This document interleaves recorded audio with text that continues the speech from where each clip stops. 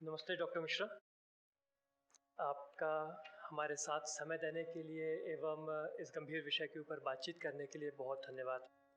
Doctor Mishra, कृपया ये बताएं कि भगवद गीता का क्या सार है और यह किस प्रकार से मनुष्य को एक सन्मार्ग दिखा सकती है? सबसे पहले तो मैं आप सभी लोगों को बहुत-बहुत साधुवाद और धन्यवाद देना चाहता हूँ, क्योंकि आप एक ऐसे विषय पे चर्चा कर रहे हैं, जो विषय बहुत ज़्यादा महत्वपूर्ण है समाज के लिए।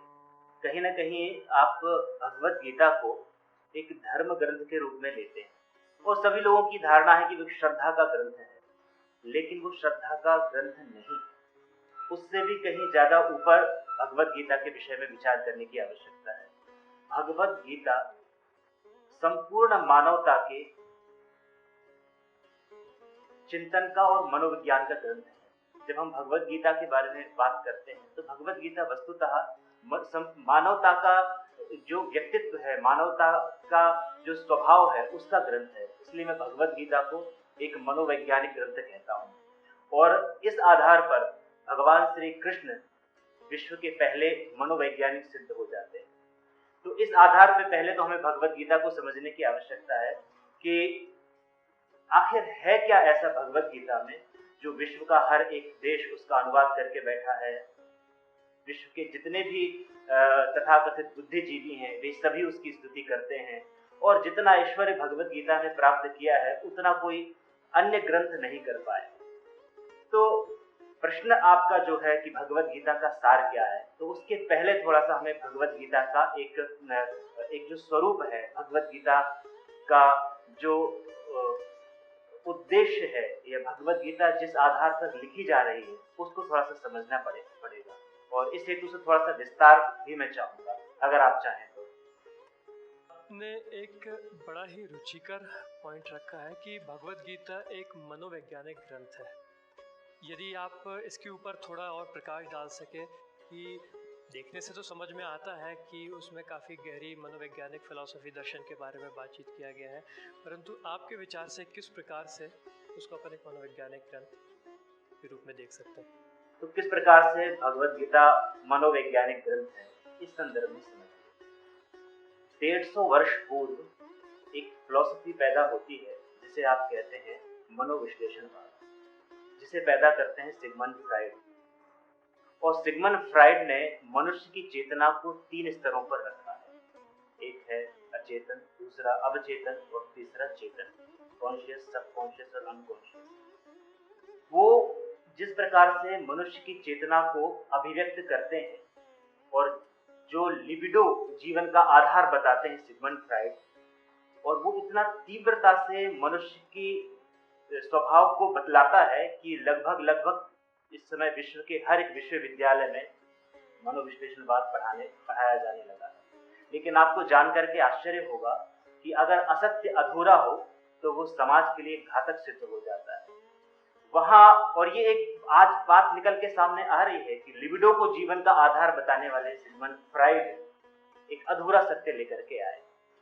इस आधार पर अब जब हम भगवद गीता को देखते हैं तो वहां किस तरीके से वो मनोवैज्ञानिक ग्रंथ सिद्ध होता है, इस पर एक दृष्टि रखनी चाहिए हमें। कैसे? हर एक व्यक्ति अपने जीवन का एक युद्ध कर रहा है। हर एक व्यक्ति के जीवन में महाभारत है। वो कैसे? वो ऐसे कि जब हम महाभारत का, क्योंकि हम जानते हैं कि महाभारत का ये ग्रंथ एक भीष्म पर्व का एक ग्रंथ है, शास्त्र श्लोक है भगवद गीता। तो कैसे? कौरवों की संख्या है 100, पांडवों की संख्या है 5, एक है कृष्ण। इंद्रिय कितनी है हमारी? 5। एक है मन और इच्छाएं हैं अनंत। तो वो जो अनंत इच्छाएं हैं, अर्थात जो कौरव है, वो हर व्यक्ति के अंदर बैठे हुए हैं और वो 5 इंद्रियां हैं, वो उन अनंत इच्छाओं को प्राप्त करना चाहती है। और वहां एक जो मन है वो कृष्ण का काम कर रहा है, उसको नियंत्रण करने का काम कर रहा है। अगर आप उसको और भी ऊपर लेकर के जाते हैं तो भगवद गीता के ही संदर्भ में हम देखें तो वो कहते हैं कि इंद्रियाणि पराण्याहु इंद्रियेभ्यः परम मनः मनसस्तु परा बुद्धि यो बुद्धि परतस्तु सः। व्यक्ति का जो जीवन है वो 4 स्तरों पर चलता है, भगवान कृष्ण कहते हैं गीता मैं इन 4 स्तरों पर आऊंगा डिटेल में, लेकिन उससे पहले एक और बात आपको मैं बता दूं कि जब हम मनोवैज्ञानिक ग्रंथ भगवत गीता को कहते हैं तो उसके पीछे क्या मूल सिद्धांत हमारे सामने आते हैं। तो वो ये कि एक योद्धा जो विश्व का सबसे बड़ा युद्ध लड़ने जा रहा है, उस समय जम्बूद्वीप का सबसे बड़ा युद्ध लड़ने जा रहा है, वो सर्वश्रेष्ठ योद्धा है जिसे आप अर्जुन कहते हैं, और वो हर एक व्यक्ति का प्रतिनिधित्व कर रहे हैं। अर्जुन जो है, जिस प्रकार की उनकी समस्याएं हैं वो मानवता की समस्याएं हैं, वो मानव मात्र की समस्याएं हैं। तो एक योद्धा जो इतना बड़ा प्रश्न करने जा रहा है, और सारी की सारी वो कथाएं हमें पता हैं, और जब युद्ध की स्थिति में आते हैं और वो योद्धा कहता है कि वेपथुश्च शरीरे में रोम हर्षश्च जायते गांडीवम संसते हस्ताक्वचैव परिदह्यते। कृष्ण से कहते हैं कि हाथ पैर कप रहे हैं, गांडीव छूटा जा रहा है, मैं नहीं लड़ूंगा, भाग रहा हूं। कितनी विचित्र बात।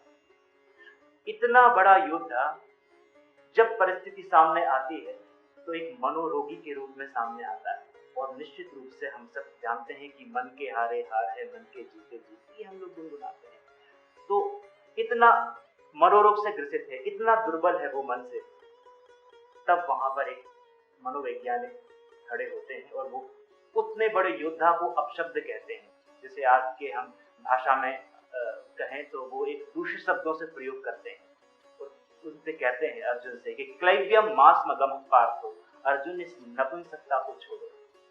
और इतने बड़े योद्धा को जब इस तरीके से उसको प्रहार किया जाएगा कि उसे नपुंसक कहा जाएगा, तो स्वाभाविक रूप से उसका पूरा तंत्र, उसका पूरा न्यूरो सिस्टम बदल गया, और वहां से उसको खींच करके लाते हैं।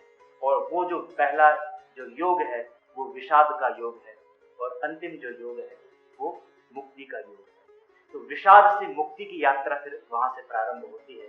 तो एक व्यक्ति जो वेपथुश्च शरीरे में रोमहर्षश्च जायते, अपने लक्ष्य के प्रति च्युत है, अपने लक्ष्य से दूर भाग रहा है, ऐसे व्यक्ति को, इतने दुर्बल मन को ठीक करके वही व्यक्ति फिर अंत में कह रहा है कि करिष्ये वचनं तवो, अब मैं तैयार हूं और अब मैं युद्ध करूंगा। तो इतने दुर्बल मन को इतना स्ट्रांग मन बनाने का काम किसी थेरेपी ने तो किया है, किसी, और स्वाभाविक रूप से थोड़ा उसकी प्रक्रिया है, उस आधार पर वो तैयार होते हैं और अंत में कहते हैं कि करिष्ये वचनं तवो, अब मैं युद्ध के लिए तैयार हूं। तो उसके अंदर सारी की सारी प्रोसेस है। तो ऐसे, और आज स्वाभाविक रूप से जब हम देखते हैं तो मन की दुर्बलता व्यक्ति के अंदर बहुत हमें गहराई से देखने को मिलती है, और हर एक व्यक्ति जब छोटे से छोटा काम भी अगर करना चाहे या बड़े से बड़े काम भी वो अगर करना चाहे, तो दुर्बल मन कभी भी श्रेष्ठ कार्य नहीं कर सकता। तो वो जो पूरी प्रक्रिया रही है, उस प्रक्रिया में जिस भूमिका, जो विचार अपनी ऊर्जा देते हैं वे भगवत गीता और कृष्ण का जो संवाद है उस पर हम आगे चर्चा करते चले जाएंगे। उस आधार पर वो अर्जुन तैयार होते हैं और एक मनोरोगी, एक मनोयोगी बनता है। ये एक बहुत बड़ा ट्रांसफॉर्मेशन है, बहुत बड़ा ट्रांसफॉर्मेशन है, और अंततोगत्वा वो स्थिति हमारे सामने आती है। इस रूप में मैं उसे एक मनोवैज्ञानिक ग्रंथ के रूप में देखता हूँ। डॉक्टर मिश्रा, आपने जीवन के 4 स्तरों की बात करी, कृपया उनके ऊपर थोड़ा और विस्तार से बताएंगे। सारी की सारी जो मानवता है, जब मैं मानवता कहता हूं तो उसमें सिर्फ बहुत संकुचित भाव नहीं लेना है। वे 7 अरब लोग आ जाते हैं जो इस समय पृथ्वी पर हैं, वे सारे के सारे लोग आ जाते हैं, और हम 7 अरब का परिवार है इस समय अगर हम देखें तो पृथ्वी पर। तो क्योंकि जब विराट जब अपनी अभिव्यक्ति करता है तो वो संकुचित नहीं कर सकता, तो ये सारी मानवता के संदर्भ में बात कहते हैं। तो जीवन के कैसे 4 स्तर हैं, तो सारे जो मनुष्य जाति है वो इन 4 स्तरों पर ही अपना जीवन जीती है भगवत गीता के अनुसार। कौन से वो 4 स्तर हैं, तो कृष्ण कहते हैं भगवत गीता में कि इंद्रियाणि पराण्याहुः, इंद्रियेभ्यं परम मनः, मनसस्तु परा बुद्धिः, यो बुद्धेः परतस्तु सः। पहला जो स्तर है जीवन का वो है इंद्रियों का स्तर। एक बहुत बड़ा वर्ग है, मैं कहूँ तो 90% जो वर्ग है समाज का, वो इंद्रियों के स्तर पर अपना जीवन जीता है। और उसको अगर हम गहराई से समझें तो कैसे, वो वर्ग चाहता है कि बस अच्छा खाने मिले, अच्छा घूमने मिले, इंद्रियों की संतुष्टि जिसमें होती रहे वो काम करना है। और हमारी जो 5 कर्मेंद्रियां हैं उनको जिसमें आनंद मिले वहाँ वो काम हमें करना है, उसके आगे पीछे का हमें कोई विचार ही नहीं करना है। तो 90% वर्ग जो है वो उस इंद्रिय आनंद में अपने जीवन को समाप्त कर देता है। ये कृष्ण का एक स्तर बताने का प्रयास है। एक स्तर यह है जीवन का जहाँ इंद्रिय के आधार पर व्यक्ति जीवन जीता है। दूसरा स्तर वो कहते हैं इंद्रियाणि पराण्याहु इंद्रियभ्यम परम मनः। दूसरा जो स्तर है जीवन का वो मन का स्तर है। ऐसे स्तर पर भी कुछ लोग अपने जीवन को जीते हैं। अब ऐसे स्तर में क्या क्या उनकी विशेषता होगी, तो कहीं ना कहीं फिर वो थोड़ा सा मन की शांति के लिए कुछ कुछ करने लगते हैं, चाहे वो सामाजिक कार्य हो चाहे अन्य गतिविधियां हो। मन जिसमें संतुष्ट हो तो इंद्रियों की संतुष्टि मात्र ना, मन को भी थोड़ा सा अच्छा लगे, जिसमें कुछ संवेदनाएं अनुकूल उनको लगने लगे, उस दृष्टि से भी वो कुछ काम करते हैं, तो वो दूसरे स्तर का जीवन। तीसरे स्तर का जो जीवन है वो बुद्धि के स्तर का जीवन है। अब ऐसे स्तर पर जब हम जाते हैं तो फिर आइंस्टीन पैदा होते हैं। ऐसे स्तर पर जब हम जाते हैं तो पाणिनि पैदा होते हैं। ऐसे स्तर पर जब हम जाते हैं तो एक वो वर्ग मिलता है जो कई बार नोबेल ले जाता है, आज की भाषा में हम कहें वो बुद्धि का जगत है। अब उस जगत को इंद्रिय जगत में सुख नहीं मिलेगा। उस बुद्धि के जगत में जब हम लोगों को देखते हैं तो आप पिकासो की निंदा करते हैं, लेकिन वो उसमें डूबा हुआ है, वो चित्रकार है। और हमने देखा है कि उनकी जो हम कहानी जब सुनते हैं तो एक उनके भाई ही उनसे कहते हैं, जब दुखी होते हैं कि इसकी फोटोज नहीं बिक रहे हैं, दुखी होते हैं, और किसी और को भेज करके जब उनके चित्र लिए जाते हैं और पिकासो को पता चलता है कि मेरे भाई ने ये किया है, तो जो इसको पीड़ा होती है वो वही समझ सकते हैं। अंत तो गत्वा आज एक बहुत बड़ा जगत है जहाँ पिकासो के चित्रों की बड़ी कीमत है। तो एक बुद्धि का जगत है जहाँ वो किसी भी कला के क्षेत्र में हो सकता है, वो अन्य किसी भी क्षेत्र में हो सकता है, लेकिन एक बुद्धि का जगत है जहाँ पर लोग अपनी चेतना को ले जाते हैं और एक विशिष्ट तरीके के आनंद की अनुभूति करते हैं। तो एक इंद्रियों का जगत, एक मन का जगत, एक बुद्धि का जगत। और यो बुद्धे परतस्तुतः, ये चौथा स्तर है जहाँ जब व्यक्ति पहुंचता है या जहाँ उसकी चेतना पहुंचती है, तब वो व्यक्ति राम कहलाता है, कृष्ण कहलाता है, जीसस कहलाता है, क्राइस्ट कहलाता है, पैगंबर कहलाता है, नानक कहलाता है। ये है आत्मा का जगत। जब जिसे आप आज की भाषा में कहें तो एक कॉस्मिक एनर्जी से आप जुड़ जाते हैं। आपको एक चींटी में भी परमात्मा दिखने लगता है। जब वृक्ष कटता है तो आप अंदर से टूटते हैं। ये जब एक संवेदना आपकी सारी सृष्टि में व्याप्त हो जाती है, वो कहलाता है चेतना का जगत, आत्मा का जगत। और जहाँ वहां पर भी पहुंचने वाले जो हमने नामों की श्रृंखला ली, ये वे ही चेतनाएं हैं जो उस अंतिम जगत में पहुंची, और संभावना प्रत्येक मनुष्य की उस चौथे जगत में पहुंचने की है। और हर एक जगत का अपना आनंद है, हर एक स्तर का अपना आनंद है। तो ये जो 4 स्तर है जीवन के, इसके संदर्भ में कृष्ण ने एक बात कही। आपने बड़े सुंदर तरह से ये जीवन के चारों स्तरों का विस्तार किया। इससे थोड़ा अलग एक प्रश्न है जो कि आप बातचीत के दौरान मन में आया। जो भगवान कृष्ण का विराट स्वरूप जो उन्होंने दिखाया था, क्या मनोवैज्ञानिक फ्रेमवर्क दृष्टिकोण से जब हम देख रहे हैं इस प्रश्न को, उस विराट स्वरूप को भी किसी मनोवैज्ञानिक रूप से समझा जा सकता है कि क्या उसका भी उस मनोविज्ञान में कोई महत्व है जो भगवान का विराट स्वरूप है? वो जो विराट रूप है, भगवत गीता के संदर्भ में अगर हम बात करें तो 11वें अध्याय में उसका वर्णन मिलता है। और जो विराट जो रूप है वो आप ये मत समझिएगा कि एक धारावाहिक में जब वो आते हैं और वो दिखा देते हैं और उस रूप को विराट रूप ले लेते हैं। अगर आप मूल ग्रंथ को देखेंगे, 11वें अध्याय में विराट स्वरूप का दर्शन है, और वहां वो जब बात करते हैं तो वो विराट रूप क्या है, वो हर एक चीज, अश्वत्था सर्ववृक्षाणाम मासानाम मार्गशीर्षोहम ऋतूनाम कुसुमाकरा, चाहे ऋतुएं हैं, वो हर एक चीज, पहले तो प्रकृति के अंदर जितने पदार्थ हैं उन प्रत्येक पदार्थों का वो वर्णन करते हैं, और उसमें भी जो उत्कृष्ट पदार्थ है उसको वो अपना स्वरूप बताते हैं। नदियों में मैं गंगा हूँ, वृक्षों में अब वृक्ष की सारी प्रजातियां आ गई, मैं अश्वत्थ हूँ, पीपल हूँ, ऋषियों में मैं ये अन्य अन्य जो विभाग है जीवन के, उन सब की जो सर्वोत्कृष्ट जो एक उस व्यवस्था का जो सर्वोत्कृष्ट रूप है, उसके बारे में वो बताते हैं।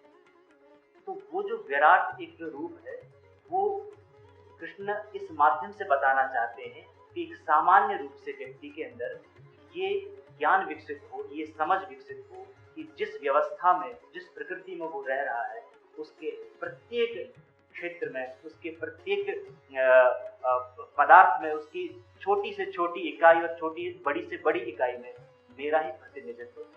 तो वो एक रूप, और मुझे लगता है कि इस प्रकार से जब किसी विषय को बताया जाता है कि जहाँ पर वो जो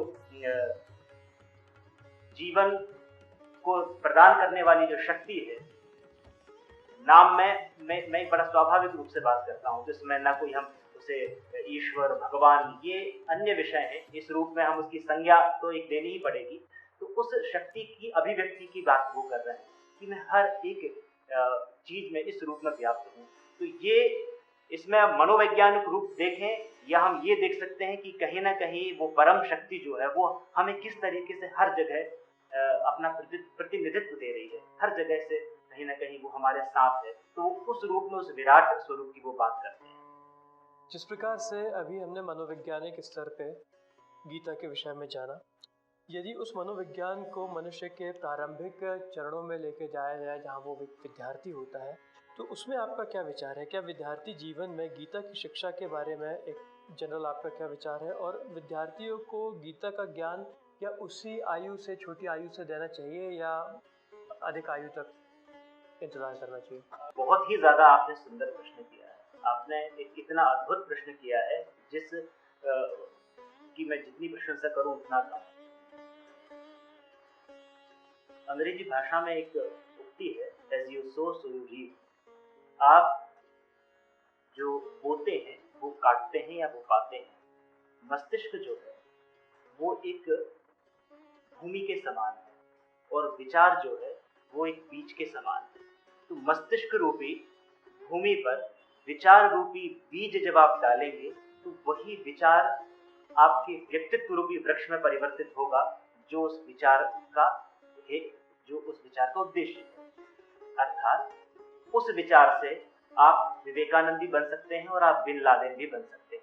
वो इतना शक्तिशाली विचार है और इतनी पवित्र वो स्थिति होती है जो बाल्यावस्था की जब स्थिति, वो बड़ी कोमल मन है। इसलिए मैस्लो जैसे लोगों ने कहा है, और फ्राइड ने भी ये बात कही है कि 5 वर्षों तक जो शिक्षा बच्चों को मिलती है वो आने वाले 50 वर्षों का विश्लेषण है। तो बाल्यावस्था में गीता के जो मूलभूत सिद्धांत हैं या गीता के श्लोकों का जहाँ तक पाठ है, अब जैसे 12वां अध्याय, 15वां अध्याय है, ये सारे के सारे व्यक्तित्व के गुणों को बताने वाले अध्याय हैं।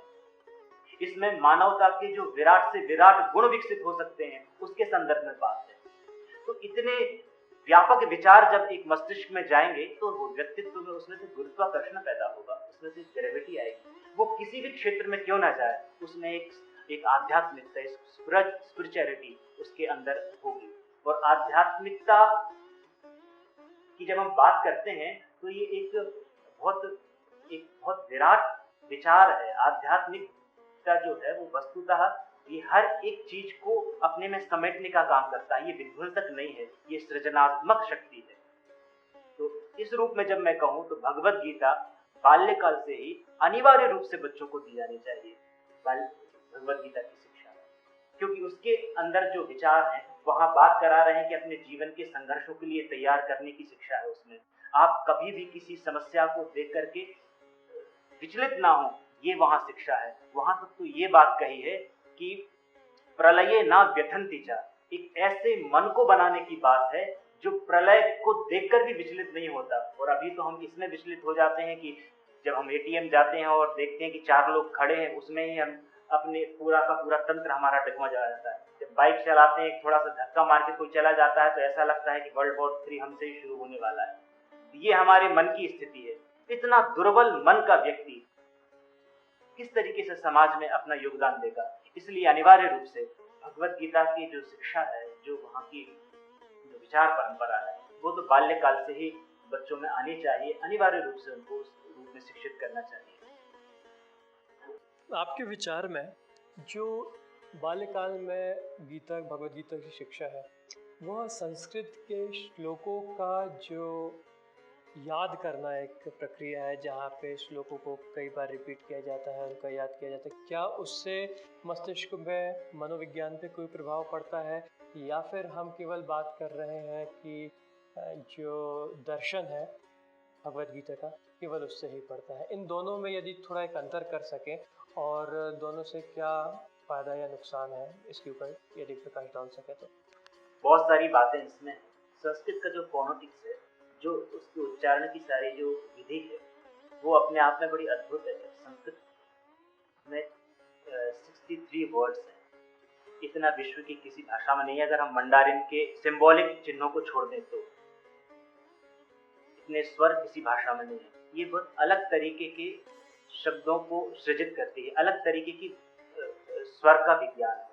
तो जब भी शब्द को हम, हमारी जो परंपरा है उसमें शब्द को ब्रह्म कहते हैं कि शब्द जब निकल गया तो वो नष्ट नहीं होता। तो संस्कृत के जो जिस रूप में हम संस्कृत के श्लोकों का पाठ करते हैं, उनका भी हमारे आसपास के आभा मंडल में बहुत महत्वपूर्ण प्रभाव पड़ता है, जिस तरीके से उसकी छंदों की कल्पना है, पहली बात। दूसरा, संस्कृत के विषय में थोड़ा सा एक चर्चा हमें लेनी चाहिए। संस्कृत एक ऐसी भाषा रही है जिस भाषा में ज्ञान की उपासना को महत्व दिया है। संस्कृत जो है वो भारत की आत्मा है, इसमें कोई संदेह नहीं है। और वो इस दृष्टि से कहता हूं मैं क्योंकि संस्कृत में जिस ज्ञान परंपरा का सृजन हुआ, वहाँ जिस तरीके के अनुसंधान हुए, जो परंपरा लोगों की है, जैसे ग्रंथ लिखे गए, और आज भी वो अपने आप में बहुत अवर्णनीय है, अतुलनीय है। कभी अगर हम कोई दूसरा कोई प्रोग्राम करेंगे तो उसमें सिर्फ उसी बारे में हम बात करेंगे। तो भगवद गीता भी चूंकि प्रायः आप देखेंगे तो सारा का सारा साहित्य जो है वो प्रायः संस्कृत में ही लिखा गया है। भगवद गीता भी जिस रूप में हमारे सामने आई है वो उसी रूप में सामने आई है। तो जब उच्चारण के संदर्भ में हम बात करते हैं तो संस्कृत में कुछ इस तरीके की उन स्वरों और व्यंजनों का आपस में सामंजस्य जो है वो जिस छंदोबद्ध तरीके से होता है, वे छंदोबद्ध जो उनकी प्रकृति है, वे आपके वातावरण में एक बहुत अनुकूल और बहुत पॉजिटिव एनर्जी को क्रिएट करते हैं। तो उच्चारण भी जो, जब आप कई बार आप भी अगर कई स्थानों पे जाते हो और जब वेद मंत्रों को सुनते हैं और विशिष्ट प्रकार की कोई जो संस्कृत के छंदों का गायन जब सुनते हैं तो स्वाभाविक रूप से हमारा जो शरीर बड़ा पुलकित हो जाता है, मन आनंदित हो जाता है। तो उस रूप में अगर हम संस्कृत के साहित्य, संस्कृत के श्लोकों के माध्यम से भी अगर भगवद गीता को पढ़ते हैं तो एक विशेष प्रकार का एक पॉजिटिव जो एनर्जी है, वातावरण है, वो एक निर्मित होता है। आपने एक अन्य रुचिकर पॉइंट बोला कि जो शब्द एक बार, शास्त्रों के अनुसार जो शब्द एक बार बोले गए हैं वो नष्ट नहीं होते। यदि इसको बच्चों के, जब कोई विद्यार्थी श्लोकों का कथन करता है या गायन करता है, तो क्या वो जो श्लोकों के शब्द निकले हैं और कई बार निकले हैं, हर रोज के प्रतिदिन की प्रक्रियाओं के दौरान निकले हैं, क्या वो उसके व्यक्तित्व का भी एक हिस्सा बन सकने में सक्षम है? मतलब मनोविज्ञान को तो वो ऑफकोर्स प्रभाव डालेंगे, परंतु क्या जो शब्द नष्ट नहीं होते हैं वो उसको किसी भौतिक रूप में या और गहरे आध्यात्मिक रूप में भी प्रभाव डाल सकते हैं क्या? बहुत, ये भी आपका प्रश्न जो है वो बहुत प्रशंसनीय प्रश्न है। शब्द की शक्ति के संदर्भ में एक बहुत बड़ा विचार है संस्कृत जगत में, बहुत बड़ा विचार। जो व्याकरण परंपरा के लोग हैं वे भी शब्द की शक्ति के संदर्भ में बात करते हैं, और दर्शन परंपरा के लोग हैं, वे भी शब्द की शक्ति के संदर्भ में बात करते हैं। क्योंकि वो इतना बड़ा एक व्यापक विचार है कि बहुत कम समय में उस पर हम चर्चा नहीं कर सकते। लेकिन फिर भी जो एक आपने जो प्रश्न किया है कि क्या शब्द नष्ट नहीं होते या उनका, बोले हुए शब्दों का हमारे व्यक्तित्व पर कोई प्रभाव पड़ता है, इस संदर्भ में थोड़ी सी बात कहने का प्रयास करता हूँ। शब्द को सृजित करने की एक प्रक्रिया बताई जाती है। शब्द वो है, आप मैंने जब कोई ध्वनि यहाँ से मैं बोल रहा हूँ, आप सुन रहे हैं, मैं कुछ बोल रहा हूँ, आप उस पर अपने कुछ हाव भाव दे रहे हैं, क्या हमको दिखाई दे रहा है? नहीं दिखाई दे रहा है। वो कहाँ से पैदा हो रहा है? इस संदर्भ में भी संस्कृत जगत में एक बात निकलती है। हमारे नाभि केंद्र में एक ऊर्जा बिंदु है। वो ऊर्जा बिंदु यहाँ बड़ी विचित्र वो बात करते हैं कि वहां से एक 3 तरीके की शक्तियां हमारे पूरे उस शब्द को सृजित करने में काम करती हैं। एक परा, एक वैखरी और एक पश्यंती। 3 शक्तियां हमारे शब्द को पैदा करने में काम करती हैं, परा, पश्यंती और वैखरी। इसके बाद वो जो प्रक्रिया हमारे अंदर चलती है वो ध्वनि के रूप में हमारे कंठ तक आती है। और ध्वनि को जब हम वर्णमाला इत्यादि जब हम सीखते हैं तो उसके बाद वो जो ध्वनि है उसे हम अलग अलग वर्णों में हम परिवर्तित करते हैं, क्योंकि वो हमने वैसा प्रशिक्षण ले रखा है। उस ध्वनि को हम शेप देते हैं। जैसे आपके पास मिट्टी है, मिट्टी से आप दिए बनाते हैं, कोई मटका बनाता है, कोई उसका कलश बनाता है, कोई उसका ग्लास बनाता है। उस ध्वनि का आप शेप दे रहे हैं। और वो जो ध्वनि है, वो जो ध्वनि जहाँ से आपको प्राप्त हो रही है वो कहीं ना कहीं वो एक विराट रूप में आपके आसपास है। वो कैसे आसपास कहने से भी काम नहीं चलेगा। तो सांख्य दर्शन में 25 तत्व बतलाए गए। उन 25 तत्वों में अलग अलग वो तत्व हैं, लेकिन 5 जो तत्व हैं जिन्हें आप पंच महाभूत कहते हैं, जो 5 तन्मात्राओं से निकलते हैं। वो 5 तन्मात्राएं क्या हैं और वो 5 महाभूत क्या हैं? तो 5 महाभूत हम सभी जानते हैं, जिसमें पृथ्वी, जल, आकाश, वायु और अग्नि। पर ये जो 5 तत्व हैं ये 5 तन्मात्राओं से निकलते हैं सांख्य दर्शन के हिसाब से। तो वो क्या तन्मात्राएं? जैसे हम सिर्फ आकाश की बात करें तो आकाश जो है वो शब्द गुणगम आकाशम, ऐसी बात करते हैं दर्शन में कि आकाश की जो शक्ति है वो शब्द है। ये यूं कहें कि शब्द जहां एग्जिस्ट करेगा, जहां रुकेगा, वो आकाश है। इसलिए आपको जान के आश्चर्य होगा कि हमारे आसपास इतनी विराट शक्तियां काम कर रही हैं जिन्हें हम देख ही नहीं पाते। अब जैसे हम वायु के संदर्भ में बात करें तो कहते हैं कि वायु का जो लक्षण है वो सिर्फ स्पर्श से आप इसको बता सकते हैं, लेकिन उसकी शक्ति बड़ी विराट है।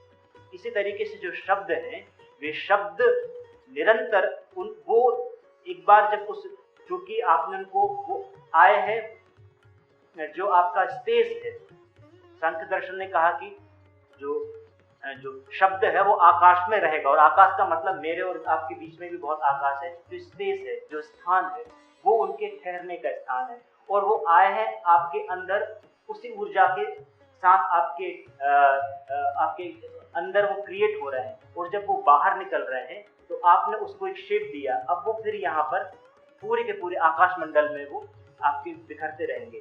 और इससे बड़ी बात यह है कि अगर महाभारत का भी संवाद हुआ होगा तो उस समय के जो शब्द होंगे वे भी आज आकाश में अपना अस्तित्व लिए होंगे।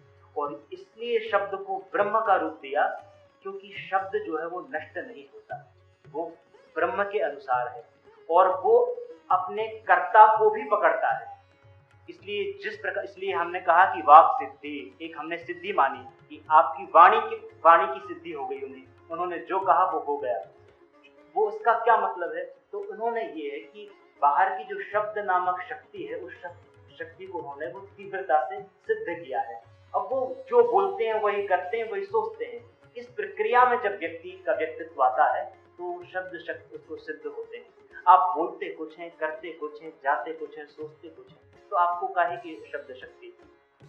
और इतना मिथ्या भाषण या इतना अपशब्दों का प्रयोग भी हम करते हैं तो उससे भी हमारे जो शब्द की जो शक्ति है, तो एक व्यक्ति एक शब्द बोलता है और लोग उसके शब्द में इतनी ग्रेविटी होती है कि हजारों लोग उसकी सुनते हैं। कोई बोलते रहते हैं, नहीं सुनने। तो कहीं ना कहीं उसने उस शब्द की उपासना की। तो अपने व्यक्तित्व को बढ़ाने के लिए भी शब्द की उपासना महत्वपूर्ण है और अपने व्यक्तित्व को कमजोर करने के लिए भी शब्द के विपरीत प्रयोगों का भी प्रभाव पड़ता है। तो जिस प्रकार से आपने ये प्रश्न किया कि क्या वो हमारे व्यक्तित्व पर भी प्रभाव डालते हैं, तो निश्चित रूप से भाषा अर्थात शब्द अर्थात ब्रह्म और ब्रह्म का विपरीत प्रयोग व्यक्तित्व को प्रभावित करेगा, निश्चित रूप से। जो आपने शब्द, ब्रह्म और शब्द की शक्ति के बारे में बताया, ये बहुत ही रोचक पॉइंट्स हैं। और दुर्भाग्य से अभी इस पॉइंट में बहुत गहरे नहीं उतर सकते हैं, नहीं तो हम अपने विषय से भटक जाएंगे। निश्चित रूप से ये बहुत बड़ी चर्चा है, बहुत बड़ी चर्चा है। कभी हम उस रूप में उसको लेकर के इसके ऊपर अपन और आगे बातचीत करते हैं। अभी गीता को हमने विद्यार्थियों के विषय में एक बार बात किया कि इनको क्यों आवश्यकता है, ये भी बात किया कि किस प्रकार से जो गीता का पाठन होता है उससे वो शब्द जो रचना होती है और वो किस प्रकार से प्रभाव डाल सकती है उन विद्यार्थियों के व्यक्तित्व में एवं उनके जीवन में। एक प्रकार से गीता एक मार्गदर्शक के रूप में कार्य करती है। इस रूप से आप जहाँ तक सहमत होंगे कि आपने 4 स्तर भी बताए, उन 4 स्तरों में उठाने के लिए गीता किस रूप से मार्गदर्शन दे सकता है? अभ्यासेन तु कौन्तेय वैराग्येन च गम्यते। मैं यहाँ से इस प्रश्न को उत्तर की शुरुआत करता हूँ। यह एक अभ्यास की एक विधि को बदलाया गया है कि व्यक्ति किसी भी क्षेत्र में जब बार बार अभ्यास करता है तो उसमें उसे सिद्धि मिलती है। हम सभी इस बात को जानते हैं। मार्गदर्शक जो शब्द है, इसका अभिप्राय वस्तुतः क्या है? वस्तुतः इसका अभिप्राय ये है कि व्यक्ति अपने स्वयं के अंदर एक जब कॉन्फ्लिक्ट की उसकी स्थिति बनती है, जब अंतर्द्वंद की स्थिति बनती है, जब व्यक्ति दो भागों में खंड खंड बंटने लगता है, जिसे हम कहते हैं सिजोफ्रेनिक। जब व्यक्ति सिजोफ्रेनिक हो जाता है, अपने अंदर टूटने लगता है, और आज भी हम वो चीज देखते हैं। लोग एक कोई अभिनेता है जिन्होंने अभी अपने आप को खत्म कर लिया। इसका क्या मतलब है? इसका मतलब ये है कि जब व्यक्ति स्वयं को बर्दाश्त नहीं कर पा रहा है, वो इतना भारी हो गया है कि स्वयं को सहन नहीं कर पा रहा है, इतनी जब विपरीत स्थिति बनने लगती है, तब व्यक्ति को मार्गदर्शक की आवश्यकता होती है। और सिर्फ मार्गदर्शक की नहीं है, इतनी विराट शक्ति की आवश्यकता होती है जिससे उसको बाहर निकाल के लेकर के वो आए। तो जब मनुष्य का मन जब सिजोफ्रेनिक होता है, अंतर्द्वंद उसका टूटने लगता है, ऐसी स्थिति में भगवत गीता अपना काम करती है। और इसलिए वहां पर सबसे बड़ी घटना उन्होंने बता दी कि इतना बड़ा युद्ध तो आज का मनुष्य नहीं लड़ पाएगा, इसलिए उन्होंने बता दी कि वहां से भी आप वापस आ सकते हैं। तो अभिप्राय कहने का ये है कि वो व्यक्ति को जीवन के लिए तैयार करती है, व्यक्ति के जीवन के संघर्षों के लिए तैयार करती है। और आपके जीवन में कितने बड़े संघर्ष क्यों ना आए हों, लेकिन अगर आप भगवत गीता के सिद्धांतों पर, भगवत गीता के विचारों पर जुड़े हुए हैं, कहीं ना कहीं आपके मन में भगवत गीता के विचारों का बीज है, तो आपके जीवन में कोई भी संघर्ष, क्योंकि वो तो कहते हैं कि वे पुतुष्ट शरीर में कोई भी जीवन का संघर्ष आपका अहित नहीं कर पाएगा, और सहज रूप से आप वहां वापस आएंगे और आप कह सकेंगे कि करिष्ये वचनं तपो। ये सबसे बड़ा एक मार्गदर्शक के रूप में एक गीता की भूमिका हो सकती है कि व्यक्ति को अंतर्द्वंद से वो मुक्त करे और जीवन के कितने ही विराट और छोटे संघर्ष क्यों ना हो, उससे वो मुक्त करे। आपने आपके बात के दौरान कई सारे वैज्ञानिक फ्रेमवर्क, कई सारे साइंटिफिक फ्रेमवर्क्स के बारे में बात की है, जैसे कि साइकोलॉजी के ऊपर, जो भाषा विज्ञान है उसके ऊपर। उसी से संबंधित थोड़ा एक प्रश्न है कि भगवत गीता का विज्ञान से क्या संबंध है, एवं गीता को बदलते परिवेश और परिक्षेप में किस प्रकार से देखा जा सकता है? क्या इसके ऊपर थोड़ा सा प्रकाश डालेंगे? देखिए, जब हम वैज्ञानिक दृष्टि की बात करते हैं, तो अगर आप कहें कि गीता में से हमको ऐसा सूत्र लेकर के आए जो कहता हो कि E=mc², ये संभव नहीं होगा।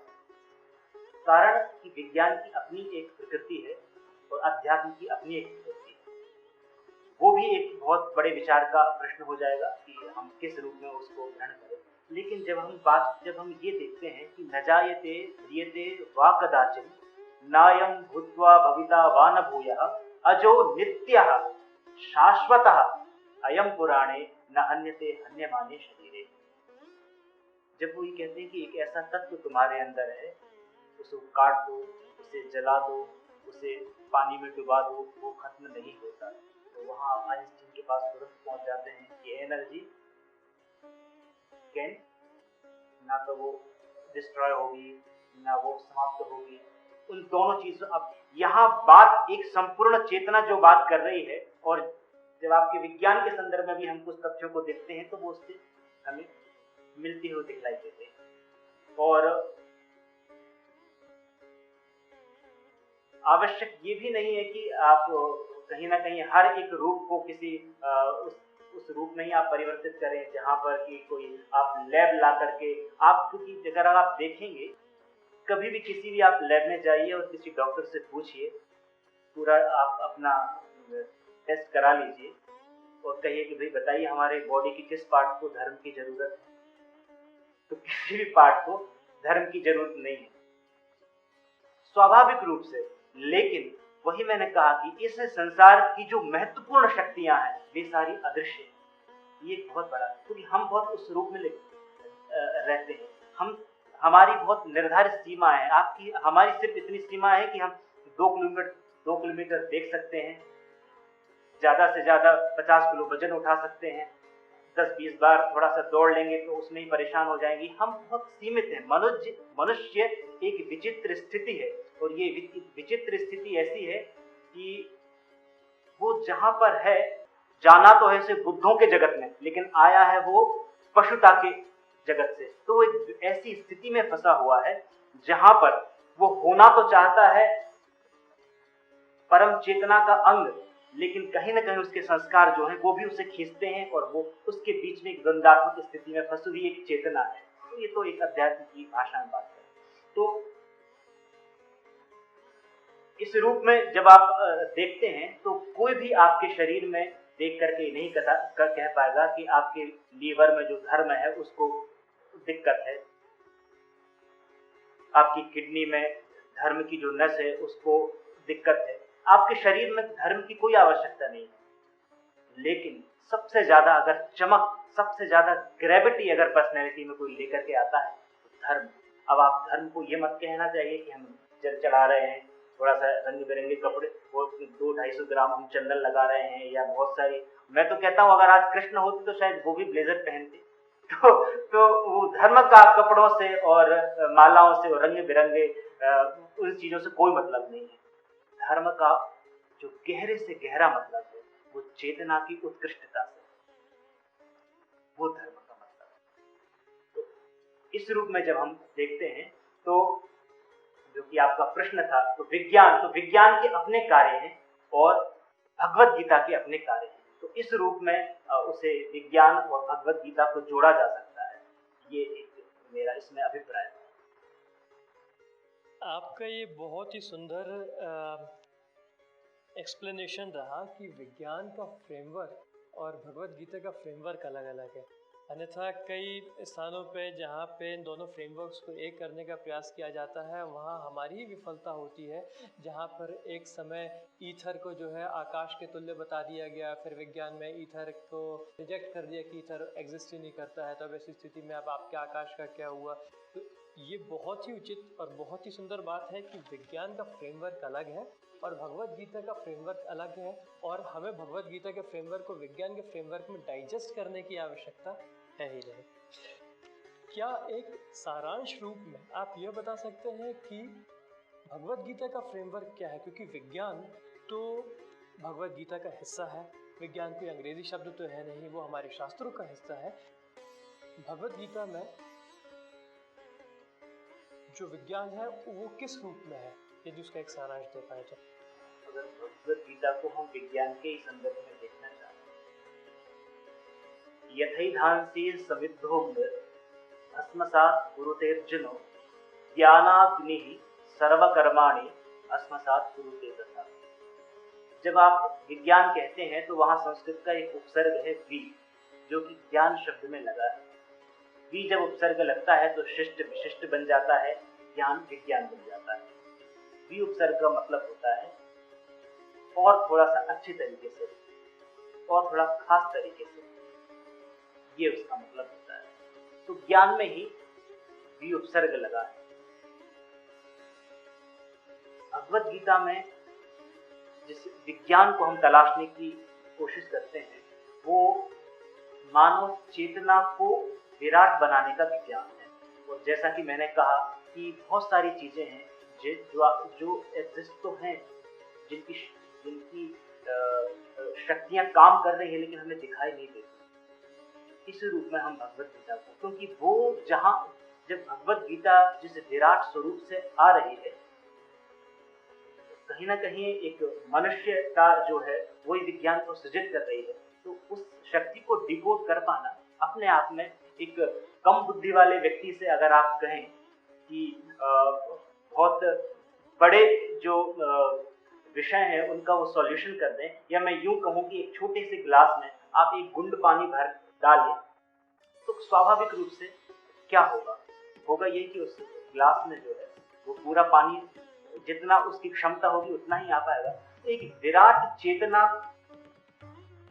को समझने का अगर हम कुछ छोटी चेतनाओं से या छोटे माध्यमों से करेंगे, तो कहीं ना कहीं एक ये दुर्भाग्यपूर्ण बात हो जाती है और वो असंभव भी है। ये एक मनुष्य मात्र को सोचना चाहिए, और वो बहुत अनुभव का, इसलिए धर्म बड़ा अनुभव का विषय रहा। तो इस रूप में जब मैं कहूँगा तो भगवत गीता जिस विज्ञान की बात करती है, तो वो पहला तो विज्ञान ये है कि वो चेतना को, मनुष्य का जो अंतिम होना है, भगवत गीता इसकी बात नहीं कर रही है कि आप पार्षद बनते हैं, आप इंजीनियर बनते हैं, आप डॉक्टर बनते हैं, आप विधायक, सांसद, प्रधानमंत्री, सम्राट क्या बनते हैं, इस संदर्भ में उसका कोई लेना देना नहीं है। उसका लेना देना ये है कि आपकी चेतना उस विराट रूप में स्थित हो जाए कि जब आपके अंदर से ये भाव निकलने लगे कि स्थितोस्मि गत संदेह, जीवन अब इतना अकंप भाव। इसलिए वहां उन्होंने जब लक्षण बताए तो कहा कि समः शत्रौ च मित्रे च तथा मानापमानयोः शीतोष्ण सुख दुखेषु समः संग विवर्जितः।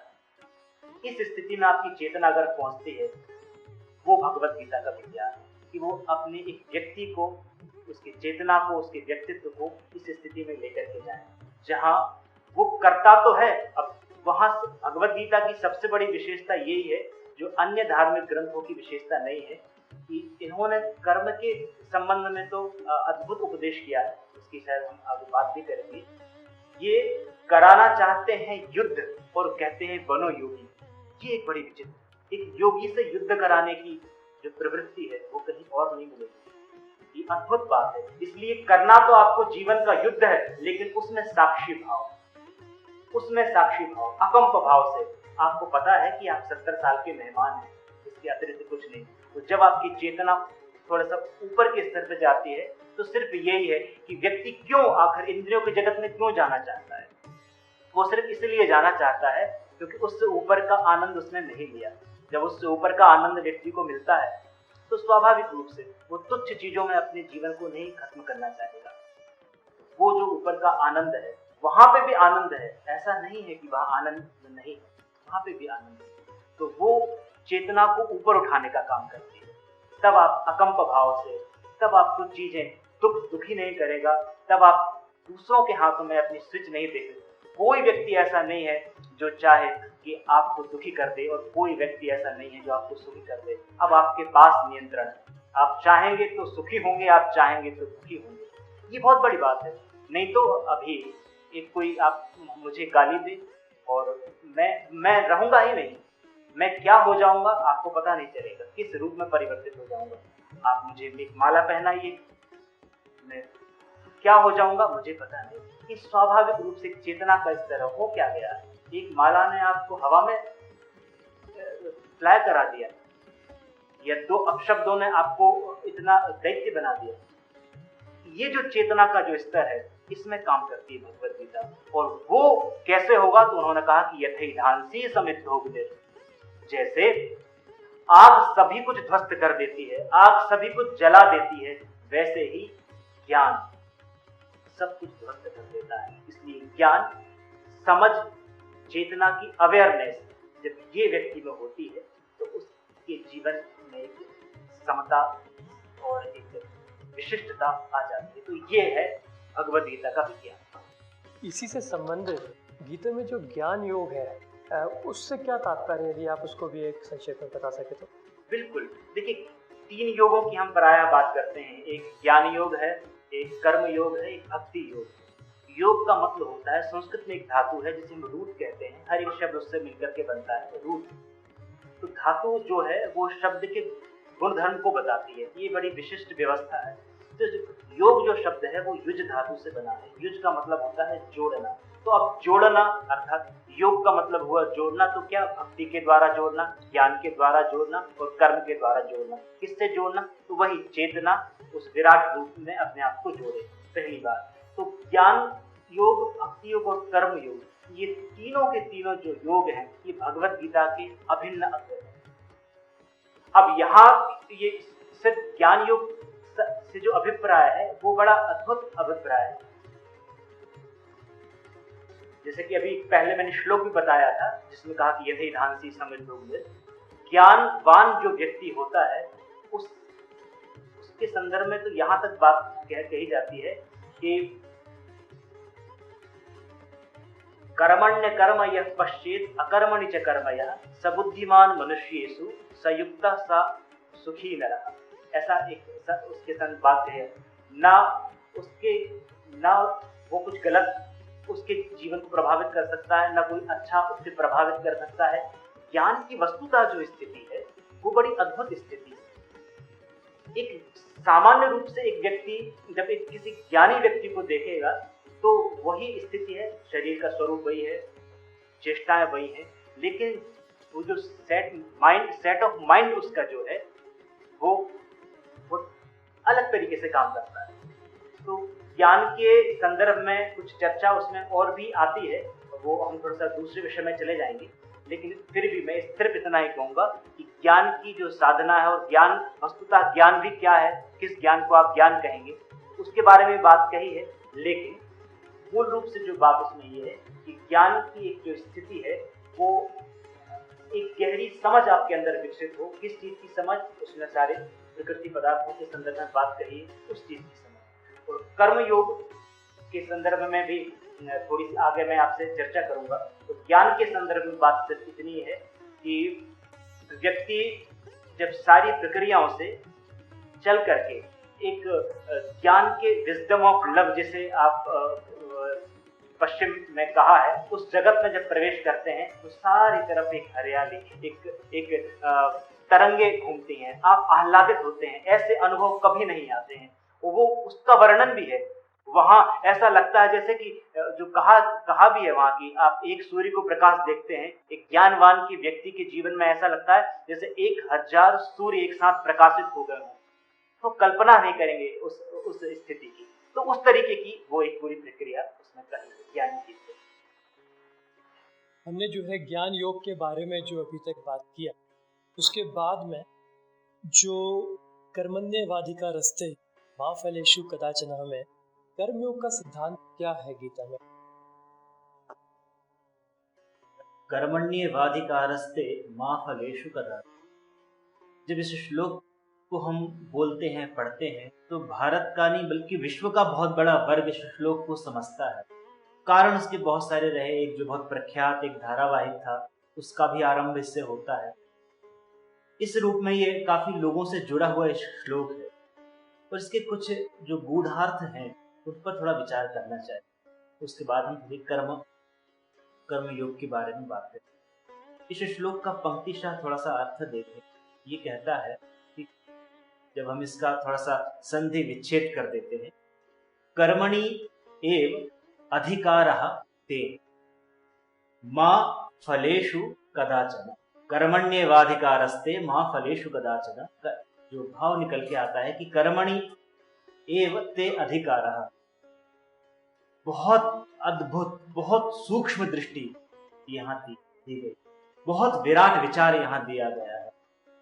तो वो जो सत्ता है, वो जो ब्रह्मांडीय शक्ति है, वो मानव मात्र से एक बात कहती है इस ध्वनि के माध्यम से कि हे मानव, ते अधिकारः कर्मणि एव, कि मैं तुम्हें एक शक्ति देता हूं मानव मात्र के लिए। वो क्या है?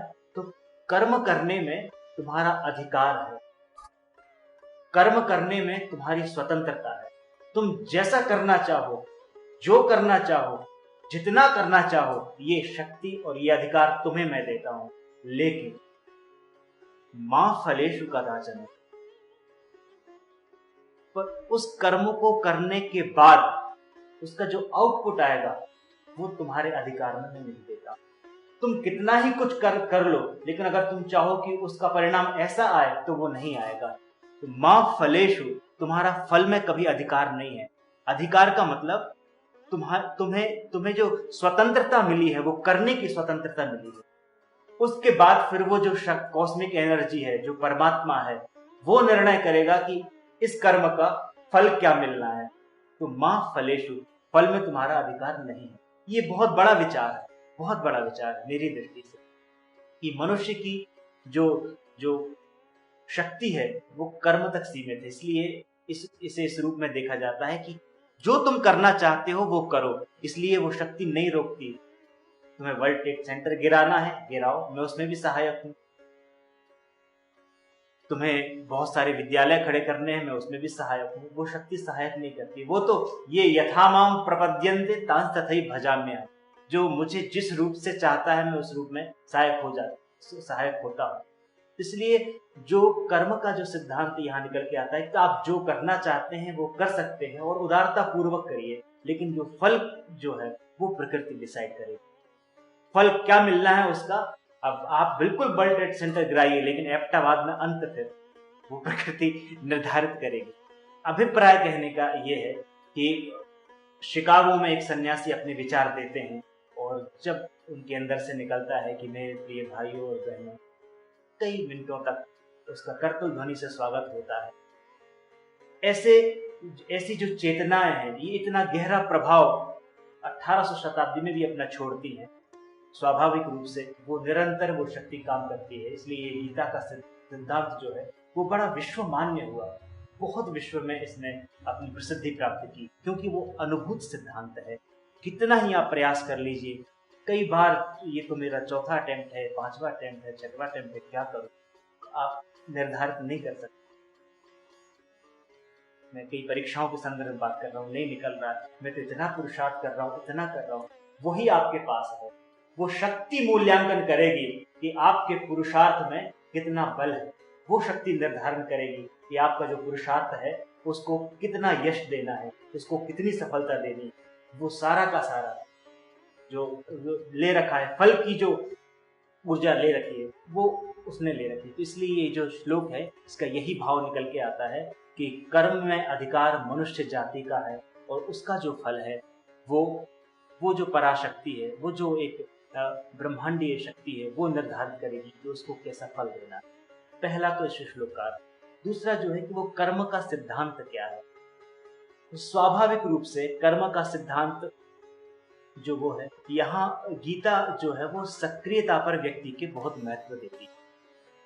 व्यक्ति सही दिशा में सक्रिय रहे, पुरुषार्थ युक्त रहे, ये एक सहज रूप से उसका एक कर्म का सिद्धांत निकल के आता है। तो क्या सक्रियता, क्या कर्म। अब उस समय की भी अगर हम जब बात कहें तो जब ये उपदेश दिया जा रहा है उस समय की समाज की आर्थिक स्थिति अलग थी, सामाजिक स्थिति अलग थी, मान्यताएं अलग थी, और उस हिसाब से इसमें बहुत सारे कुछ आगे उदाहरण भी हमें मिलते हैं। वो जो आर्थिक और सामाजिक स्थिति को लेकर के वो उदाहरण कुछ देते हैं। तो उस रूप में उन्होंने एक बड़ा अच्छा एक दृष्टि दी, वो ये कि स्वे स्वे कर्मण्यभिरतः संसिद्धिं लभते नरः। कि कर्म के सिद्धांत को उन्होंने इतना तक विराट बना दिया कि कर्म के माध्यम से भी व्यक्ति, जिसे हम आत्मबोध कहते हैं या सेल्फ रियलाइजेशन कहते हैं, उस स्थिति को भी पहुंच सकता है अगर वो बहुत पवित्रता पूर्वक अपने दायित्व का और कर्म का निर्वाह कर रहा है। तो उसमें भी इतनी क्षमता है कि व्यक्ति उस स्थिति में भी उसके माध्यम से पहुंच सकता है। तो ये कर्मण्येवाधिकारस्ते का जो सिद्धांत है, कर्म के प्रति एक समर्पण भाव के साथ निरंतर सक्रियता रखना, और तनिक भी ये विचार न करना कि इसका मुझे प्रतिफल क्या मिलेगा। ये बहुत बड़ा विचार है, क्योंकि आप जब किसी को अगर इतनी भी अपेक्षा पड़ जाए कि अगर आपको किसी ऐसे व्यक्ति को रोड से उस पार करना है, तब भी आपके अंदर ये भाव आ जाता है, यार ये मैंने इसको इतना पार किया है, पता नहीं मेरे लिए कुछ ना कुछ तो अच्छा होगा ही। तो ये जो आसक्ति है कर्म के फल के प्रति, ये एक बहुत बड़ा अभिशाप है धार्मिक दृष्टि से। कर्म में आसक्ति स्वाभाविक है, लेकिन कर्म के फल में जब आसक्ति आपकी होती है तब आपकी स्थितियां विपरीत शुरू हो जाती हैं। तो इसलिए आप हिंदी में एक बात कहते हैं कि नेकी कर दरिया में डाल, वो कहीं ना कहीं इस भाव को दे रहा है। तो कर्म के फल में हमेशा अनासक्त रहें और कर्म की सक्रियता और उसकी उत्कृष्टता में हमेशा आसक्त रहें। कर्म जितनी उत्कृष्टता पूर्वक किया जा सकता है, जो भी दायित्व है, जो भी कर्म है, उसमें जितना परफेक्शन आप ला सकते हैं, जितनी उत्कृष्टता ला सकते हैं, आपकी समझ और आपके विवेक के अनुसार वो लेकर के आए। लेकिन एक तनिक भी ये भाव ना रखें कि इसका आउटपुट क्या होगा, इसका परिणाम क्या होगा, क्योंकि वो आपके हाथ में नहीं। वहां जब आप उस संदर्भ में बात करते हैं कि इसका फल क्या मिलेगा, तब आप ईश्वरीय शक्ति के विपरीत सोचना शुरू कर देते हैं और तभी आप डाइवर्ट होना शुरू कर देते हैं, तब भी आप तनाव के जगत में थोड़ा प्रवेश करना शुरू कर देते हैं। तो ये एक गंभीर विषय और बहुत महत्वपूर्ण बोध है, और जो कि स्वाभाविक है, जो आपके हाथ में वास्तव में है भी नहीं। तो इसलिए कर्म के परफेक्शन में निरंतर सक्रियता, ये एक बहुत बड़ा विचार है जो आज हर एक व्यक्ति की समझ में तो होना ही चाहिए, जो सहायक भी है व्यक्ति की सफलता के लिए और एक तनाव रहित जीवन जीने के लिए। ये इसमें मेरा अभिप्राय है। यदि कर्म किया जाएगा तो परिणाम तो आएगा। ये तो दार्शनिक रूप से हो गया कि कर्म के परिणाम से आसक्ति ना रखी जाए, परंतु इसको व्यावहारिक रूप से किस प्रकार से किया जा सकता है? क्योंकि एक नेचुरल प्रोग्रेशन जो है कि कर्म कुछ किया है तो एक एक्सपेक्टेशन है कि भाई इसका रिजल्ट ये निकलेगा, क्योंकि जो एंड गोल है वो जो रिजल्ट है उसको ही माना जाता है। तो यदि आसक्ति अलग करने की बात है तो फिर अभिप्राय क्या है कोई भी कर्म करने? यदि परिणाम से आसक्ति नहीं, परिणाम का चिंता ही नहीं है, तो अभिप्राय क्या है, क्यों कर्म करें? बहुत ठीक तरीके से आप ये बात पूछ रहे हैं। एक स्वभाव सा बनता गया है कि मैं ये करूंगा तो ये हो जाएगा, ये करूंगा तो ये हो जाएगा। इसको थोड़ा सा और हम अलग रूप में समझते हैं। ये जो विचार है ये इतना विराट विचार है कि इसकी जो सूक्ष्मता है उस पर ध्यान देना चाहिए। ये बात कह रहे हैं कि कर्मणि एव अधिकारः ते। ये बहुत अच्छी एक व्यवस्था बतलाने का प्रयास कर रहे हैं कि मनुष्य मात्र जो है उसकी जो शक्ति है, जहां वो कुछ कर सकता है, वो है कर्म। जो भी वो कर रहा है, जो भी उसका दायित्व है, जो भी नियति ने उसको दिया है, उसको वो जितने बेहतर तरीके से कर सकता है वो करे। ये विचार सिर्फ ये कह रहा है कि आप जितने भी परफेक्शन के साथ अपना कर्म कर रहे हैं उसमें कहीं कोई कोताही न बरतें, उसमें कहीं किसी प्रकार की कोई कमी ना रखें। लेकिन अब आप उससे जो अपेक्षाएं करते हैं कि मैंने इतना किया है तो इसका ये परिणाम होगा और इसके इतने ज्यादा प्रतिफल आएंगे, तो कई बार जब उस तरीके की परिणाम आपके जीवन में आते नहीं है तो वो भी एक तनाव का एक हिस्सा हो जाता है, और उस हिसाब से परिणाम आते हैं तो वो अच्छी बात है। यहाँ सिर्फ बात इतनी है कि आप कर्म के परफेक्शन पे अगर ध्यान देंगे और आप कितना ही क्यों ना प्रयास कर लें। मैं बड़ी बड़ी कंपनीज के बारे में भी यहाँ कुछ उदाहरण दे सकता हूँ कि या आज के बहुत सारे ऐसे वातावरण हैं जहाँ पर ये उदाहरण बहुत सारे उदाहरण उसमें से लिए जा सकते हैं कि आपके अंदर कोई भी व्यक्ति वो परफेक्शन के साथ काम बस कर सकता है, उसके बाद प्रकृति, नियति, हर व्यक्ति की अपनी उसकी एक मूल्यांकन होता है उसके काम का। अब हम स्टीव जॉब्स के काम को देखते हैं, अगर हम उसे भौतिक रूप में ही देखें तो वो व्यक्ति अपने एक काम को परफेक्शन माने एक नए रूप में लेकर के आते हैं, वो अपनी तकनीकी को नए रूप में लेकर के आते हैं। बाकी मूल्यांकन तो स्वाभाविक रूप से उसके प्रतिनिधि हैं, वो कर ही रहे हैं, प्रकृति उसका मूल्यांकन कर ही रही है। तो आप जब भी किसी चीज में परफेक्शन लेकर के आते हैं तो उसका मूल्यांकन स्वाभाविक रूप से उसका होता है, और ऐसा कभी नहीं हुआ है तीन प्रकार के जो नियम है, पहला नियम जो है वो विधाता का नियम है, परमात्मा का नियम है या ईश्वरीय नियम है। दूसरा एक जिस राष्ट्र में आप रहते हैं उसका नियम होता है, जैसे आप कॉन्स्टिट्यूशन कहते हैं। और तीसरा एक नियम होता है, एक सोसाइटी का नियम होता है, सामाजिक प्रतिबद्धता, सामाजिक एक समझ। ये तीन प्रकार के जो नियम है, इसमें रह करके व्यक्ति को काम करना पड़ता है। तो जब व्यक्ति समाज के नियमों को तोड़ता है तो उसके विपरीत प्रभाव उसको आते हैं। जब व्यक्ति राष्ट्रद्रोह करता है तो उसके परिणाम उसको यहीं पर मिलते हैं। तो जब व्यक्ति परमात्मा के नियम तोड़ता है, उसके भी अपने कुछ नियम हैं, तब भी व्यक्ति कहीं ना कहीं अपने जीवन में प्रतिकूलताएं देखता है। तो ये जो प्रकृति के नियम हैं, ये उनके संदर्भ में बात, और वे बंधे बधाए नियम है, वे सब पर लागू होते हैं। वे सबकी अपनी जीवन को प्रभावित करते हैं।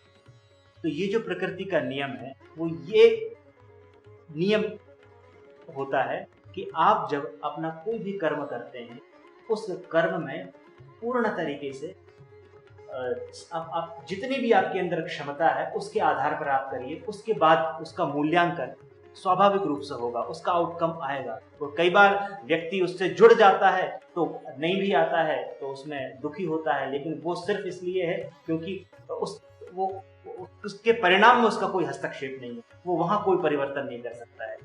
ये एक वहाँ जो विचार है वो ये इसलिए दिया जाता है। एक बहुत ही महत्वपूर्ण प्रश्न जो कि अक्सर आता रहता है, जो साधारण जनमानस है उनके समक्ष, कि भगवान कृष्ण ने जो अर्जुन को उपदेश दिए हैं धर्म एवं स्वधर्म के ऊपर, वह क्या है, धर्म क्या है और उससे अलग स्वधर्म क्या है, और यह मनुष्य साधारण जनमानस के लिए किस प्रकार से ये उनके ऊपर लागू होता है। ठीक, धर्म की अनेक परिभाषाएं धार्मिक दृष्टि से मिलती हैं। बहुत सारे उपनिषद धर्म की परिभाषाएं देते हैं, वैदिक धर्म के संदर्भ में भी बहुत सारे उपदेश मिलते हैं, कहीं भीष्म ने भी बहुत सारे धर्म की परिभाषाएं दी हैं। आपकी स्मृतियां जो हैं वो भी बहुत सारी धर्म की परिभाषाएं देती हैं, जहाँ तक कि वहाँ ये कहा गया कि धृति ही, क्षमा, दम, अस्तेय, क्षीतिरार्जवमेव च दशकम धर्म लक्षणम, ये मनुस्मृति ने कहा कि 10 प्रकार के धर्म के लक्षण हैं। बहुत सारे उपनिषदों में भी धर्म के लक्षण की बात कही है। धर्म जो शब्द है वो ध्रि धारणे इस धातु से बनता है, जिसका मतलब होता है धारण करना। स्मृतियां तो कहती हैं कि धैर्य जो धारण कर रहा है वो एक धर्म का लक्षण है, जो असत्य नहीं बोल रहा है वो एक धर्म का लक्षण है, जो चोरी नहीं कर रहा है, किसी की चीजों को छीन नहीं रहा है, चाहे वो वस्तु हो, चाहे ज्ञान हो, चाहे किसी भी प्रकार की कोई चीज है जिसको छीन नहीं रहा है, ऐसा जो व्यक्ति है वो भी धर्म का आचरण कर रहा है।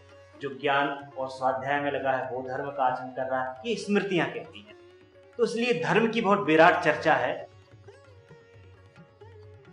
संस्कृत साहित्य में, और भी स्वाभाविक रूप से हम व्यवहार में देखते हैं तो धर्म की बहुत सारी चर्चा होती रहती है। एक धर्म की चर्चा भगवत गीता भी करती है। वहां जो आपने स्वधर्म शब्द का प्रयोग किया, ये बहुत महत्वपूर्ण शब्द है। स्वधर्म के संबंध में भगवत गीता में बहुत अच्छे कुछ विषय निकल करके आते हैं। क्या है स्वधर्म? व्यक्ति का धर्म, मूल रूप से व्यक्ति का धर्म क्या है? तो बहुत सारी जब चर्चा होती है तो वहां 17वें अध्याय में स्वधर्म पर एक श्लोक भगवान कृष्ण कहते हैं कि स्वधर्मे निधनम श्रेयः परधर्मो भयावह।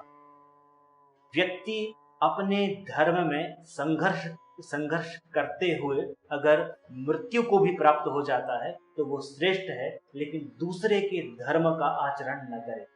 तो क्या हम इस धर्म को वो धर्म माने जो हम सनातन या धर्म परिवर्तन की जो प्रक्रिया चलती है उस धर्म को? नहीं, वो ये धर्म की बात नहीं कर रहे। वे उस धर्म की बात कर रहे हैं जो इससे पहले उन्होंने बताया है कि कृषि गौरक्ष वाणिज्यम क्षात्र कर्म स्वभावजम। उन्होंने कहा है कि हर एक वर्ग के 4 वर्ग दिए, ब्राह्मण, क्षत्रिय, वैश्य, शूद्र। इन पर भी बहुत सारे प्रश्न होते हैं। ये जो जो जो वर्ण है चार, ये भी गुण कर्म विभागशः, ये गुणों का वर्गीकरण है। एक ऐसा वर्ग जो ज्ञान की उपासना कर रहा है, अध्ययन अध्यापन अनुसंधान में काम कर रहा है, वो वर्ग जो है वो ब्राह्मण वर्ग कहलाएगा। यहाँ जाति से संबंध ही नहीं है, इस विषय में कोई जाति से संबंध नहीं। गुण कर्म, गुण और प्रकृति से वो चार व्यवस्थाएं स्थापित करते हैं, वहां कोई जाति बोधक शब्द नहीं है।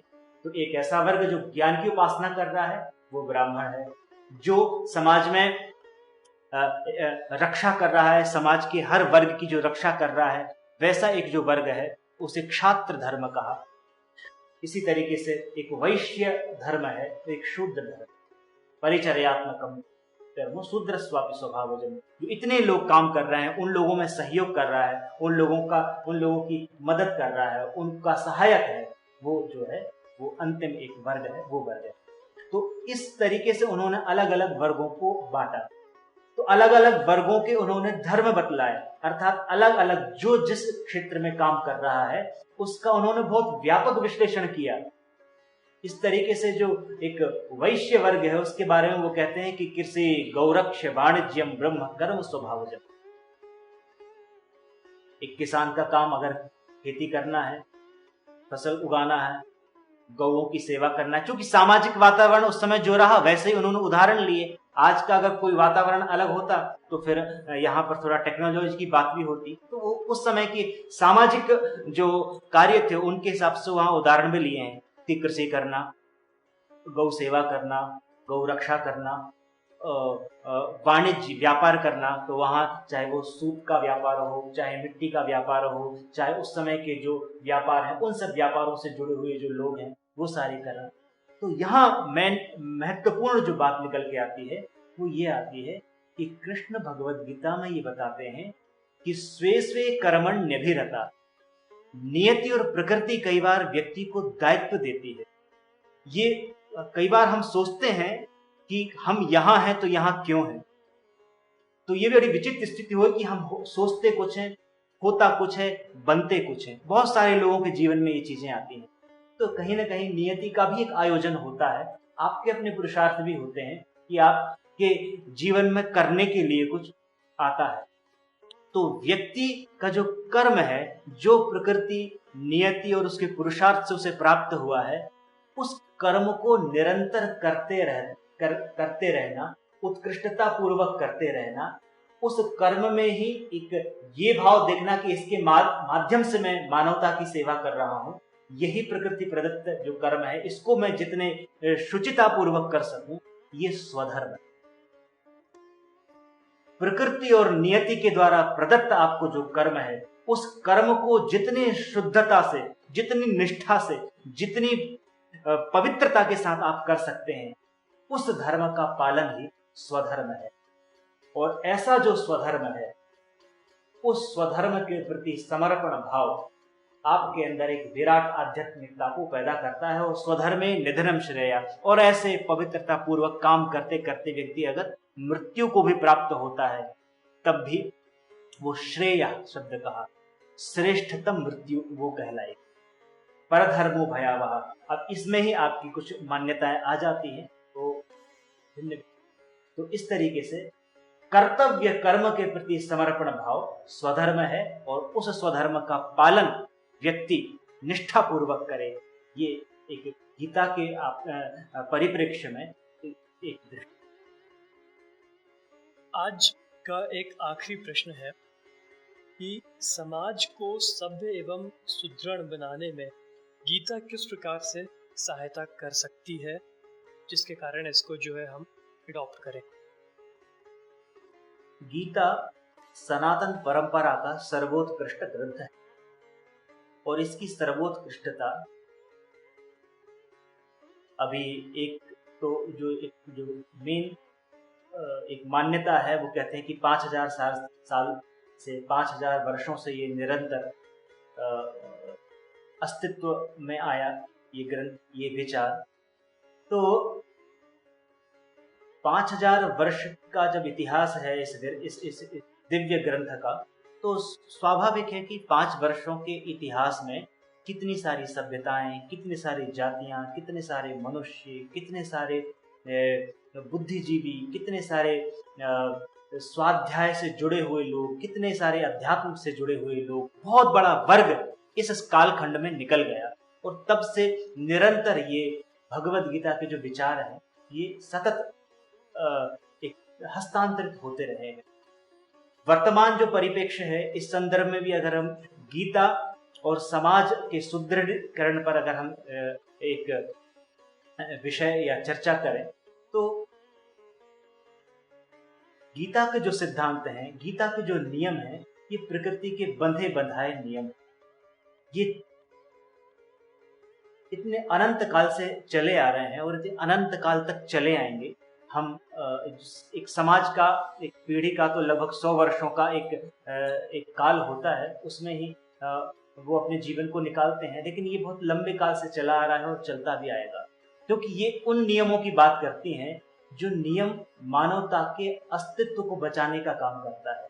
यहाँ कहा है कि राग और द्वेष, घृणा और ईर्ष्या, शत्रुता और मित्रता, जो मानव संवेदनाओं से जो जुड़े हुए गहरे जो विषय हैं, उनके संबंध में भगवद गीता बात करती है। तो हम ऐसा कौन सा स्वरूप दें जिससे कि भगवद गीता एक सुदृढ़ समाज, या सिर्फ समाज कहना तो ठीक नहीं है, कहीं ना कहीं संपूर्ण मानवता के हित में ये उपयोगी सिद्ध हो सकता। तो पहली बात तो ये है कि सारी की सारी मानवता के लिए ये ग्रंथ एक महानतम उपदेश देता है। और वो बात इसमें ये आती है कि अभी जो समाज की, यह पूरी मानवता की जो सबसे बड़ी समस्या है वो ये है कि व्यक्ति कर्म क्या है, अकर्म क्या है, विकर्म क्या है, इससे बड़ा अनभिज्ञ है। क्या करना चाहिए, क्या नहीं करना चाहिए, करने जो किया हुआ है उसका क्या परिणाम होगा, जो नहीं करना चाहिए था उसको कर रहे हैं उसका क्या परिणाम होगा। इस प्रकार की जब एक स्थिति बनती है तो एक बहुत बड़ा वर्ग एक अवसाद की स्थिति में जाता है। और हम देखते हैं, अब मैं सिर्फ भारत के ही संदर्भ में बात नहीं कर रहा हूँ, हम पूरी मानवता के ही बारे में बात कर रहे हैं। आप देखिए कितने संपन्न लोग हैं, लेकिन आज ड्रग्स के बिना जी पाना लोगों का मुश्किल हो रहा है। मेक्सिको जैसे जो देश हैं, वहाँ पर तो मैं एक मेरे मित्र हैं, उनसे मैं जुड़ा हुआ हूँ, और उन्होंने बताया कि उनके एक रिलेटिव है, उनकी जो बालिका है, उसने पूरे शरीर में इंजेक्शन ले ले करके पूरा का पूरा शरीर उसका इंजेक्शन से सूज रहा है। अब वो एक क्षण भी जो है वो उसका बिना ड्रग्स के, उसकी बॉडी ने ऐसे संस्कार पैदा कर लिए हैं कि बिना ड्रग्स के वो जीना उसका मुश्किल हो रहा है। मैं सिर्फ उस बच्ची का उदाहरण इसलिए दे रहा हूँ क्योंकि संपन्नता अपनी जगह है। हमेशा जो एक महत्वपूर्ण बात निकल के आती है, व्यक्ति की जो चेतना है, उस चेतना के संदर्भ में भगवद गीता जो बात कहती है, हम अगर विराट से अपनी चेतना को जोड़ेंगे तो हमारा जो व्यक्तित्व वो विराट बनेगा। और अगर, क्योंकि प्रेम का जो संबंध है वो बड़ा विचित्र संबंध होता है। कैसा संबंध होता है कि प्रेम जो है वो व्यक्ति को परिवर्तित करता है, और जिससे आप प्रेम कर रहे हैं आप में भी वैसे गुण आते जाएंगे, और उस व्यक्ति, ये ट्रांसफॉर्मेशन की एक प्रोसेस होती है। अगर आप शुद्र से प्रेम करेंगे तो आपके अंदर भी शुद्धता आएगी, और आप विराट से प्रेम करेंगे तो वैसे गुण आप में विकसित होंगे। अब व्यक्ति इतना यांत्रिक हो रहा है कि उसने अपनी चेतना को यंत्रों में लगा दिया है। विराट है, अपनी चेतना को यंत्रों की उपासना में लगा दिया है। तो स्वाभाविक रूप से अब इतनी विराट चेतना को जब आप यंत्रों की उपासना में लगाएंगे या यंत्रों के प्रति अपने आकर्षण में लगाएंगे, तो आपका जो प्रेम है वो क्षुद्र में पड़ गया। इसलिए व्यक्ति भी एक यांत्रिक होता चला जा रहा है। व्यक्ति में भी वो संवेदनाएं, वो मानवता, वो एक दिव्यता, उसका एक अभाव दिखता जा रहा है, क्योंकि विराट को उसने संकुचित में झोंक दिया है। और संभावना तो उसमें है कि वो और ज्यादा अपने स्वरूप को विराट बनाए, इसलिए वो ट्रांसफॉर्मेशन की प्रक्रिया है।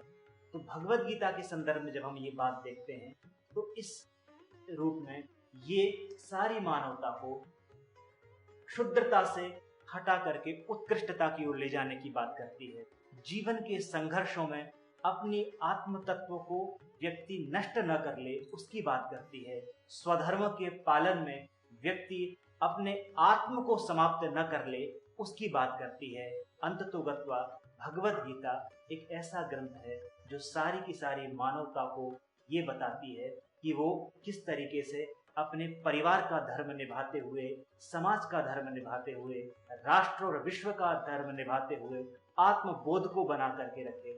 अपने जीवन के संघर्ष में अपने अपने आसपास जो संघर्ष चल रहे हैं उन संघर्षों में अपने जो जो स्वबोध है उसको किस तरीके से वो बचा कर रख सकता है, इस तरीके की एक दृष्टि भगवत गीता देती है। और यही उस भगवत गीता का आदेश है, उपदेश है और संदेश है कि व्यक्ति विराट है और विराटता का बोध उसके अंदर हो।